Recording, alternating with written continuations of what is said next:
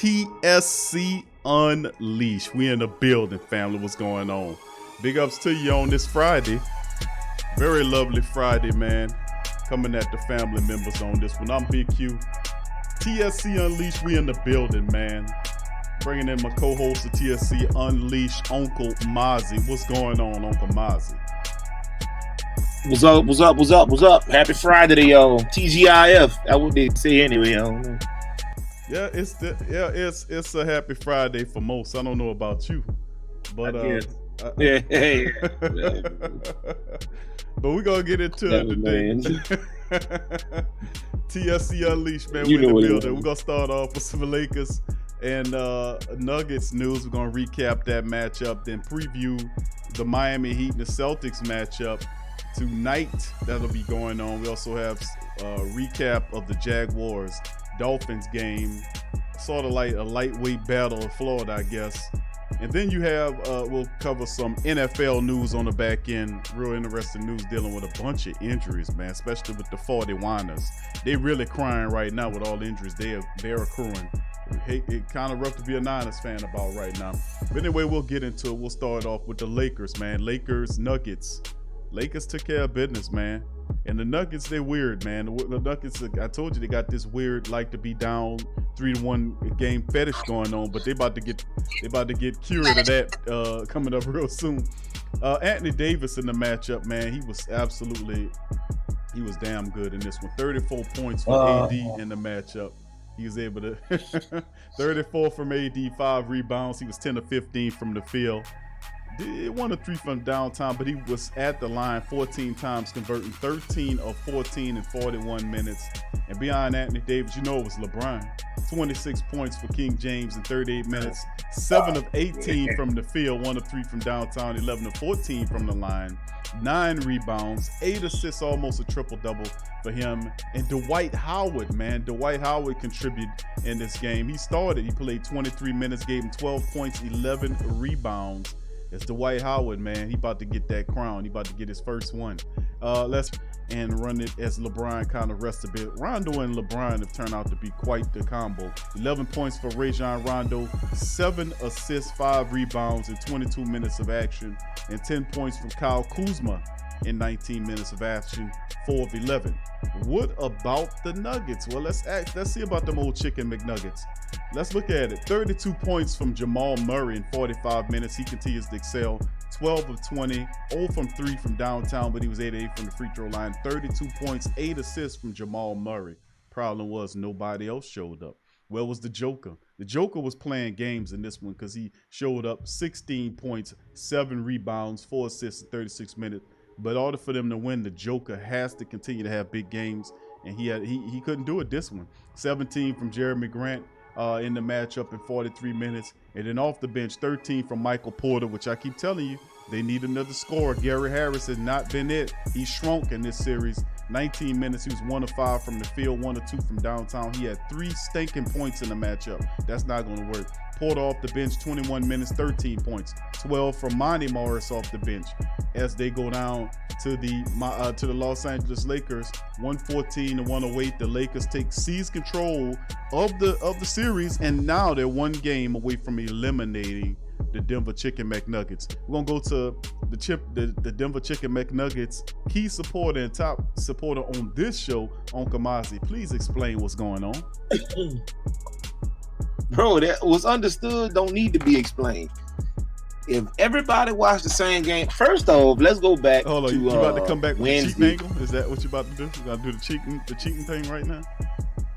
Well, you already know. Let's go back to Wednesday when LeBron gave Frankie V, because this came directly from him. Let's make no mistake. When LeBron gave Frankie V, they sent him up some videos, and it peeped this stat, bro. Within a 1-game turnaround, the man went from a combined total of 10 trips to the stripe the first 3 games to last night. What was it? 23, 18 to 22. It was something outrageous that he was. I mean, it was like doubled or triple what he had done in like 2 or 3 games. He got all in 1 game. And it worked on both ends of the floor because as they discovered the whistle on the offensive side of the ball, they often swallowed the whistle on the defensive side of the ball. You see how that worked? So, nah, man, this is a travesty. This is what muddies the water up, and this is what makes the NBA just totally unenjoyable. There's no way in the world the last 3 or 4 minutes of that game was supposed to go down like it did with the erroneous bullshit call. They called the 3-point foul that they gave AD last night when he landed on his ankle. That had nothing to do. Who was that on? Was that on Millsap? I think it was Millsap out there guarding him. He landed on the opposite ankle and twisted it, the ankle away from Millsap, and they still hit Millsap with the whistle because he didn't have nowhere to land. He didn't even land on Millsap. His ankle was 2 feet from Millsap's foot. Bro, this is just horrible. This really muddies up the water, not just of the NBA, but of every professional sport. Because if they could just blatantly, egregiously admit to contacting the NBA league office about LeBron not getting fouled enough, and then miraculously the very next game, LeBron's fouled triple the time that he's been fouled for 2 or 3 games combined. Come on, man. You guys made 5 more free throws than we attempted. Wrap your mind around that. You guys made 28 of 32 free throws, whereas we attempted 23 free throws. That's the difference in the game. There it is right there.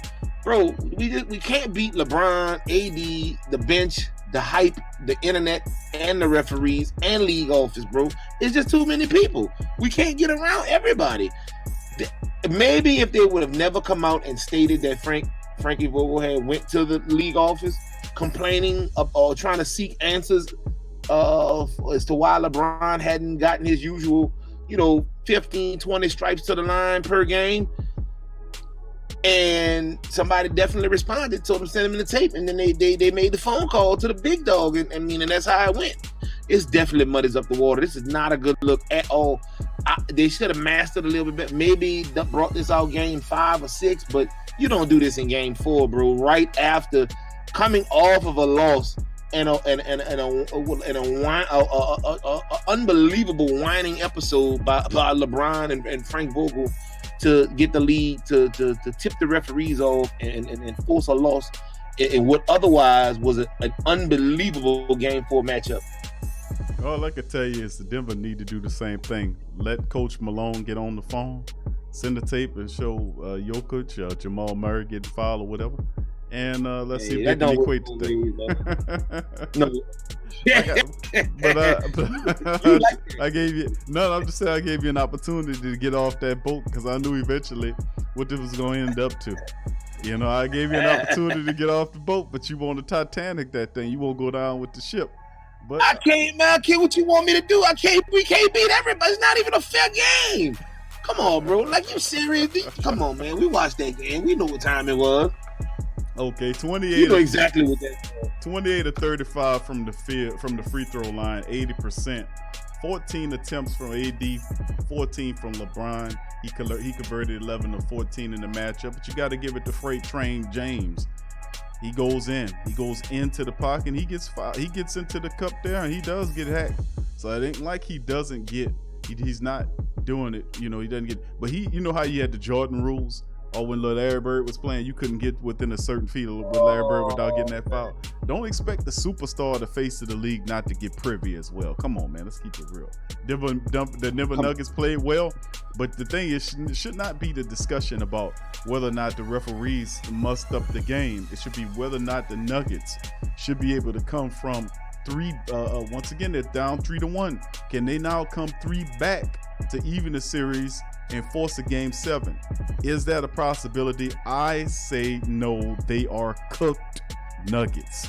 And I said that a game ago. I said they'll get 1 game of the series, but the Lakers have killer instinct that Utah and these other teams don't have. Instinct, and referees and congressmen and politicians and kings and shahs and dictators. They seem to have everybody. It seems to have everything you need to win. Like world domination. Like, huh? Now you're getting it. So, I mean, it's Yo, I can't go for that because obviously Boston and LA will be the idyllic matchup, made in heaven that we, the 35, 40-year-old rivalry of the two. And that didn't happen. So that apparently isn't being set up to happen. We'll see more when they play. But at this point, we don't see that. So I'm not going for the whole conspiracy theory thing. I can't do it. I'm sorry. All right, well, let's move on to the next matchup that's coming up between the Heat and the Heat and the Celtics coming up next. This is tonight, man. It's going on tonight, Friday night. Good action to watch. The Miami Heat can earn the first appearance in the NBA Finals since 2014 when they dealt with the Boston Celtics in Game 5 of the Eastern Conference Final on Friday night. The fifth seeded Heat inch closer to a shot at their fourth NBA title by holding off the third seeded Celtics 112-109 on Wednesday night's matchup. Their 3-1 lead is in the best of 7 series. Miami has won the championship as the Eastern Conference second, first in the 2012 and 2013 respectively, attempting to become the first team seeded 5th or lower to reach the NBA Finals since the 8th seeded New York Knicks lost to the Spurs in '99. Remember that? Last team seeded 5th or lower to win the NBA title was Houston in '95 when they beat Orlando as the West's number 6 seed.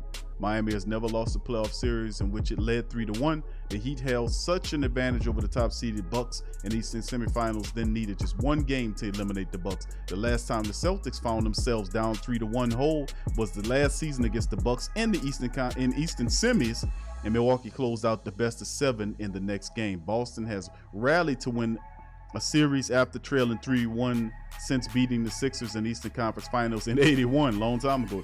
Celtics went on to beat Houston in the NBA Finals that season. The Heat managed 3-1 series lead despite being outshot both overall on three-pointers and being out-rebounded. Even the total points scored through the 4 games is 441 to 441, and that is not indicative of the one-sided series. The big difference in the series, the Heat have managed to get up 6 more shots per game, mostly as a direct result of having forced 16 Celtics turnovers per night while committing just 11.3 of their own. How about that? Turnovers have killed the Celtics in the last 2 defeats. They gave away a total of 39 in game 2 and 4, resulting in 43 Miami points. That's a lot. Meanwhile, the Heat had just 19 giveaways, resulting in just 19 points. The frustrating of letting winnable games get away got the attention of at least one Celtics player after Wednesday loss. Jaylen Brown was that guy.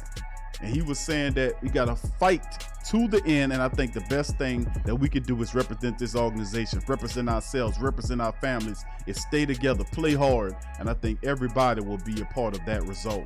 Game 4 had a different look from the previous 3. The Heat, who had gone up in the series, used a superior depth, rolled the strength of their 4-time big-time scorers through the 20s, and rookie Tyler Hero with a historic 37-point production. That was huge to push it ahead. One of the Heat's concerns in the wake of Wednesday's win was the condition of Bam Adebayo's sore left wrist. Eric Spoelstra reported Thursday that the big man was fine as he attempted to treat the club's workout session on the eve of the potential NBA Finals clincher just another day. And according to Coach Spoelstra, we stuck with our routine. Every guy, they got the treatment, the rest. Today's another day for rest and recovery. Everybody knows what we expect in game number 5. So here we go. Tonight is the night. Do the Heat take care of business against the Celtics and close them out 4-1 to move on to the NBA Finals once again? Mozzie, you said this series is too close to call. I agree with you. It doesn't look that way. Miami up 3-1, taking advantage of the Celtics turnovers while being very disciplined on their end. Great defense, selective shot, and like I said, just Spoelstra just out dueling right strategically Stevens. What's your thought process on game night? Do the Heat close out the Celtics and move on, or do we go another game on Sunday? No, we definitely go another game on Sunday. They don't close them out tonight. They attempt to, they come close to, but I think Boston picks it up around mid-third quarter. I think they get that spark under them. I think it'll be a real tight game up until then. Maybe a seesaw battle. Nobody's ahead or behind more than about maybe 4 to 6 points, and then all of a sudden the Boston Celtics just like lay it on really, really thick. And then that's a wrap after that. That's personally what I think. Well, we'll see, man. I think this is gonna tell all be all this tonight. Celtics behind. I think. No, I don't think. I think the Celtics. You're a gambling man. Though, right? I think the Celtics. You're a gambling man. Though, right? Well, we'll see. We'll see because it's the Heat. The Heat know they got the game plan on the Celtics now. They're not afraid of them ghosts. You know what I'm saying? They call themselves the GOAT. They got them figured out, bro. So anyway, let's move into some football. I'm giving up 5. I'm giving up 5. Anybody won't take it? You giving up 5? Anybody won't take that on you saying the Celtics? I'm giving up 5. I'm saying Celtics win tonight by at least 5 or better. I'm giving up 5 tonight. I wouldn't be surprised. That's how good I feel. Well, I wouldn't be surprised by that, but if they do that, we'll see, man. We'll see how it goes. Celtics a hell of a team. They got a lot of pride, a lot to play for. Very few teams challenge the Celtics in this way. We'll see what happens on the back end. All right, let's move on to some football. Last night, the Thursday night football matchup, Miami Dolphins took on the Jacksonville Jaguars in the matchup. 31-13 was the outcome. Ryan Fitzpatrick, 18 of 20, 160, 2 touchdowns in the matchup. It played pretty under control for the bearded veteran. Myles Gaskin was the top man with 22 carries, 66 yards in the rushing attack. Devontae Parker, 5 catches, 69 yards, helped them. Myles Gaskin had 5 for 29 in the matchup, as well as their top people did a pretty good job, man, in this matchup, as the Dolphins they get their first win of the season against the Jaguars. Gruger Hill had 8 tackles along with Jerome Baker and Elandon Roberts on the opposite side. Gardner Minshew, 30 of 42, 275, had an interception. He was sacked 4 times in the matchup. Their top threat, James Robinson, 11 carries, 46 yards, had 2 rushing touchdowns, and he also led the team with receptions with 6 for 83 in the matchup. Keelan Cole Sr. had 4 catches, 43 yards, as he's turned out to be Minshew's favorite target, but it wasn't enough. Dolphins were able to easily dispatch the Jacksonville Jaguars 31-13. They're 1-2. Dolphins 1-2. What you think about this one on Kamazi? Most certainly. Well, I mean, remember, we did call the fact to say the Jaguars are a more complete team. The Dolphins says, we got something to say for that. Well, I mean, we also know that Jacksonville is trying to transfer Trevor. We get that. But if I can remember correctly, it was you who thwarted Ryan Fitzmagic, and it was you who said that Ryan Fitzmagic was not fit to play quarterback for those people. I did. That they I'm should still gonna say it. Right, that they should get rid of him. Right. So I just want you to tell everybody, I want you to tell all the people how wrong you were about Mr. Fitzmagic, and that he is not just a trash can. He is a trash can. You know that. That you stated that Tua should have came, and I told you that I said, man, Fitzmagic isn't doing that bad. I said they had a couple defensive screw ups, a couple offensive miscues, but none of those were on Fitzmagic. Fitzmagic is a game manager, and he's doing fairly well down in Miami. I think Miami has more coaching issues and quarterback issues. Me personally, I probably would have started Tua simply because I'm a name brand guy. I would have flip-flopped the roles. But definitely Fitzmagic could be a starting quarterback in this league. If we scan the league and look at some of the dumpster fires that they have around the league, Fitzmagic fits right in with the rest of them, and it probably is better, probably around maybe 15, 16. I would give Fitzmagic about mid-pack as far as the NFL quarterbacks are concerned, when you look at the grand landscape of all NFL quarterbacks combined. Well, he found a willing team. He played well, not to take nothing away from old Fitzpatrick. He played real well last night, but he does that from time to time, and he'll stank it up eventually again. Their running game suffers a lot. Their wide receivers is not where it's supposed to be. The defense still trying to find its legs, but they were able to put together a really good performance against Jacksonville that just didn't look like they knew what they were doing yesterday. But anyway, let's move on to some NFL news now. Family hit you with. I'm gonna talk about the NFL injury and roster news for week number 8. Is Devin Singletary, the Buffalo Bills running back? Will he be good to go? According to Buffalo Radio, they said that running back Zach Moss is out this week due to a toe toe and caused the rookie to miss practice this week. So he also ruled out tight end Dawson Knox for the Bills. Linebacker Deshaun Phillips is also listed in the release. The Bill with 19 rushes for 86 yards.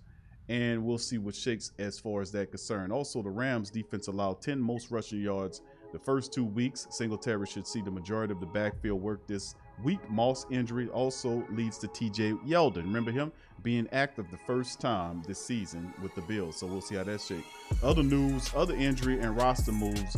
As of Friday, Atlanta Falcon receiver Julio Jones' status for the game against the Bears is up in the air, according to Ian Rappaport. Jones has been DNP'd all week with a hamstring injury, and Coach Quinn said Friday that Jones will be a game-time decision. Also ruling out cornerbacks Ricardo Allen, Kendall Sheffield, and in roster-related news, the Falcons signed cornerback Tyler Hall to their practice squad and released Austin Edwards from the practice squad with a corresponding move.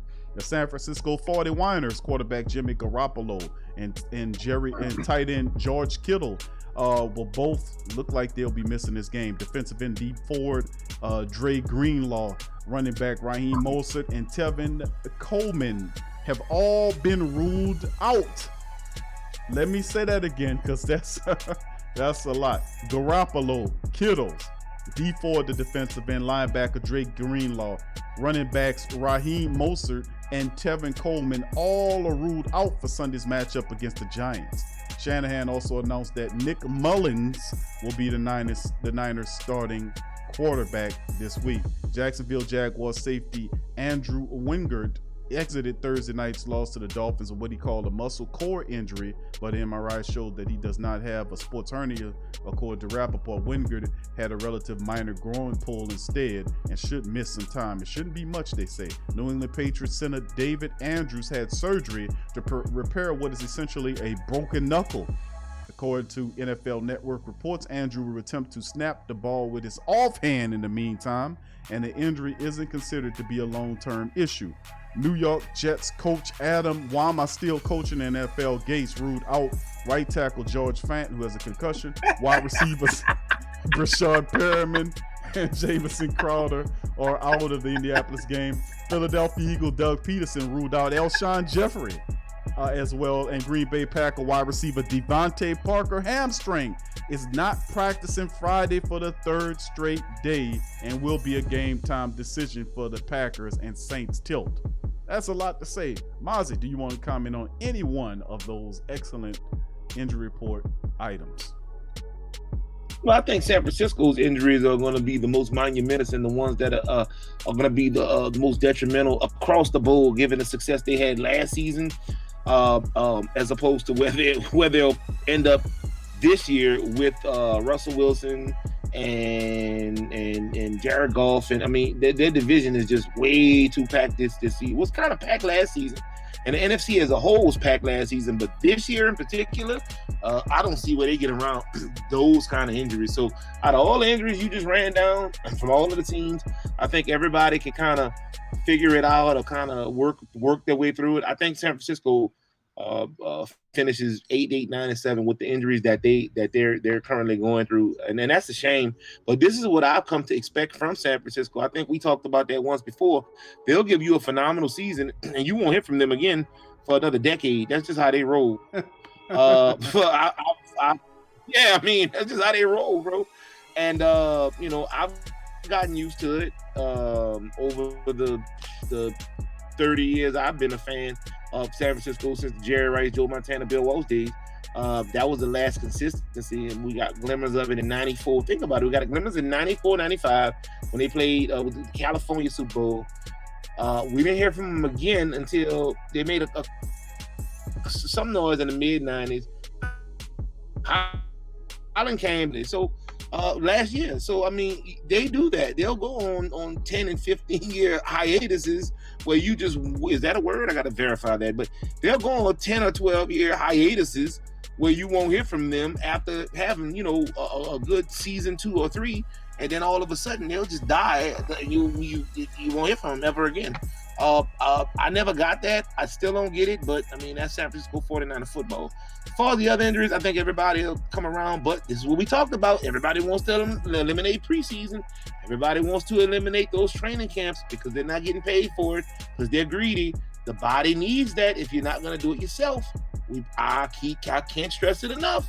You'll see more and more injuries as we go along. And that's not just an NFL. NFL just happens to be spotlighted because it's a brutal sport. But across the board in every sport, as they start up, and skip those workouts and those training routines, you'll see systematically high school, college, we'll have injuries that to coincide with the lack of preparation. Yeah, well, it's starting to make a strong point on that because a lot of injuries. 49ers are decimated, man. They're decimated with these injuries. The starting quarterback is out. Starting tight end is out. Several of their starting defensive ends are out. You look at two of their best running backs are out, and their wide receivers are out. They are just really kind of busted up, sort of Cowgirls and several other teams across the league. So a lot of people dealing with it. Our team is dealing with it to a degree. Hopefully that we can still be able to remain healthy and mix up those rotations, get guys reps to get in there so they can stay fresh, so they can, kind of share the load there. So we'll see how it shakes going forward, man. I'd like to thank everybody here for joining us on the Friday edition of TSC Unleashed. We in the building. Thank y'all for joining us as we recap the NBA game from yesterday. The Lakers, they go 3-1 up on Mozzie's Nuggets. And of course, tonight's matchup, the Celtics and the Heat are on. And then, of course, what happened with the Jaguars and the Dolphins, and of course, the injury news. So once again, thank y'all for joining us. Please hit the like button. Please share the link. And also, just to let you know, a program and note, the TSC will be coming at you later on this afternoon with a jam-packed show previewing the Saints-Packers matchup, full depth chart breakdown, pieces to watch out for, injury report, interviews, and then we're going to open up the phone lines. How about that for a Friday show? Jam-packed show coming at you, 3 to 4 hour show. Definitely guarantee if you won't be a part of it, join TSC today, share the links, and let your people know we in the building. All right, so we'll see you later on TSC Unleashed for another week, man. We'll be back Friday with the latest news for this past week. And so for me and Mozzie, I'd like to thank y'all for joining us. Stay safe, and we'll see you later. Peace.